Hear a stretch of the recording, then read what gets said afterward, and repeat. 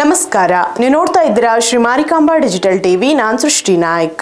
ಭಟ್ಕಳದ ಹನುಮಾನ್ ನಗರದಲ್ಲಿ ನಡೆದ Sachin memorial trophy cricket ಟೂರ್ನಿಯಲ್ಲಿ ರೋಚಕ ಅಂತಿಮ ಪಂದ್ಯ ಸಾಕ್ಷಿಯಾಯಿತು. ಕೊನೆಯ ಎಸೆತದವರೆಗೆ ನಡೆದ ತೀವ್ರ ಪೈಪೋಟಿಯಲ್ಲಿ ಗೋಲ್ಡನ್ ಸ್ಟಾರ್ ತಂಡ ಚಾಂಪಿಯನ್ ಪಟ್ಟಕ್ಕೇರಿದ. ಪಂದ್ಯಾವಳಿಯ ಹೈಲೈಟ್ಸ್ ಇಲ್ಲಿವೆ. ಭಟ್ಕಳದ ಹನುಮಾನ್ ನಗರದಲ್ಲಿ ನಡೆದ ಸಚಿನ್ ಮೆಮೋರಿಯಲ್ ಟ್ರೋಫಿ ಕ್ರಿಕೆಟ್ ಪಂದ್ಯಾವಳಿಯಲ್ಲಿ ಸಂದೀಪ್ ಶೇಟ್ ಮಾಲೀಕತ್ವದ ಗೋಲ್ಡನ್ ಸ್ಟಾರ್ ತಂಡ ಚಾಂಪಿಯನ್ ಆಗಿ ಹೊರಹೊಮ್ಮಿತು.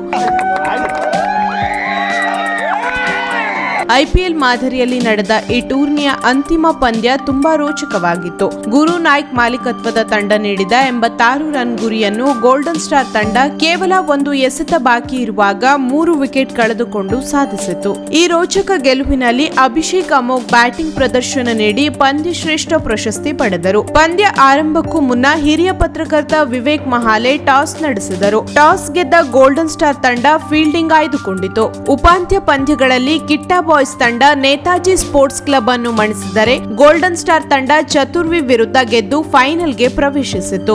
ಈ ಪಂದ್ಯಾವಳಿ ದಿವಂಗತ ಸಚಿನ್ ಮಹಾಲೆ ಸ್ಮರಣಾರ್ಥವಾಗಿ ಆಯೋಜಿಸಲಾಗಿದ್ದು ಒಟ್ಟು 6 ತಂಡಗಳು ಭಾಗವಹಿಸಿದ್ದವು. 2 ದಿನಗಳ ಕಾಲ ಲೀಗ್ ಮತ್ತು ನಾಕ್ಔಟ್ ಮಾದರಿಯಲ್ಲಿ ಪಂದ್ಯಗಳು ನಡೆದವು. ಸಮಾರೋಪ ಸಮಾರಂಭದಲ್ಲಿ ವಿಜೇತ ಗೋಲ್ಡನ್ ಸ್ಟಾರ್ ತಂಡಕ್ಕೆ 22,000 ನಗದು ಹಾಗೂ ಟ್ರೋಫಿ, ರನ್ನರ್ ಅಪ್ ಕಿಟ್ಟಾ ಬಾಯ್ಸ್ ತಂಡಕ್ಕೆ 11,000 ನಗದು ಬಹುಮಾನ ವಿತರಣೆ, ಸರಣಿ ಶ್ರೇಷ್ಠ ಪ್ರಶಸ್ತಿ ಸಚಿನ್ ನಾಯ್ಕ್ ಅವರಿಗೆ ಲಭಿಸಿದರೆ ಅತಿ ಹೆಚ್ಚು ರನ್ ಗಳಿಸಿದ್ದಕ್ಕಾಗಿ ಆರೆಂಜ್ ಕ್ಯಾಪ್ ಕೂಡ ಪಡೆದರು.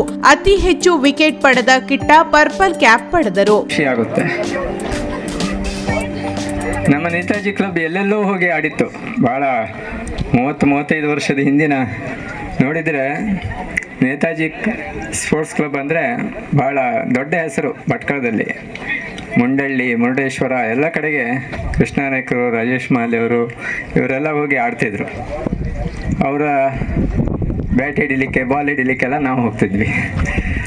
ಅಂಥ ಹಿರಿಯ ಕ್ಲಬ್ ಇದು. ಆ ಕ್ಲಬ್ನಲ್ಲಿ ಬೆಳೆದಂಥ ಹುಡುಗರು ಇವತ್ತು ಇಷ್ಟು ಒಳ್ಳೆಯ ಕಾರ್ಯಕ್ರಮವನ್ನು ಮಾಡ್ತಾರಂತ ಹೇಳಿ ನಾನಂತೂ ಖಂಡಿತ ಊಹಿಸಿರಲಿಲ್ಲ. ನಾನು ಊರಿಂದ ಭಟ್ಕಳದಿಂದ ಹೊರಗಡೆ ಕಳೆದ 2 ದಿನದಿಂದ ಉತ್ತಮವಾದ ಒಂದು ಟೂರ್ನಮೆಂಟ್ ಇಲ್ಲಿ ಈ ಶಾಲೆಯ ಗ್ರೌಂಡ್ನಲ್ಲಿ ನಡೆದಿದೆ.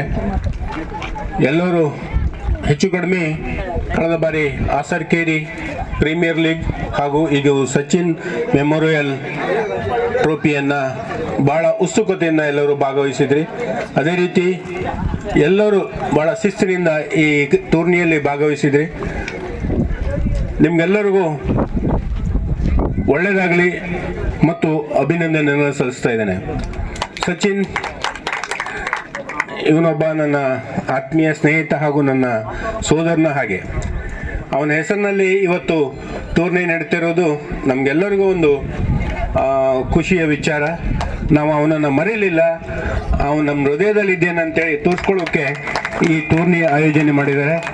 ಅದೇ ರೀತಿ ನೇತಾಜಿ ಸ್ಪೋರ್ಟ್ಸ್ ಕ್ಲಬ್ನಿಂದ ಒಬ್ಬ ಮಾಜಿ ಆಟಗಾರನಾಗಿ ನಮ್ಮೆಲ್ಲ ಹಾಲಿ ಸದಸ್ಯರಿಗೆ ಇದನ್ನು ಮುಂದುವರಿಸ್ಕೊಂಡು ಹೋಗಿ ಮತ್ತು ಯುವಕರು ಎಲ್ಲ ಬೇರೆ ಬೇರೆ ದಿಕ್ಕಿನಲ್ಲಿ ಹೋಗೋದಕ್ಕಿಂತ ಒಂದು ಚಟುವಟಿಕೆಯಿಂದ ಇರಬೇಕು. ಆ ಚಟುವಟಿಕೆ ಇಲ್ಲದೇ ಇದ್ದರೆ ನಮ್ಮ ದಿಕ್ಕು ಬದಲಾಗ್ತದೆ.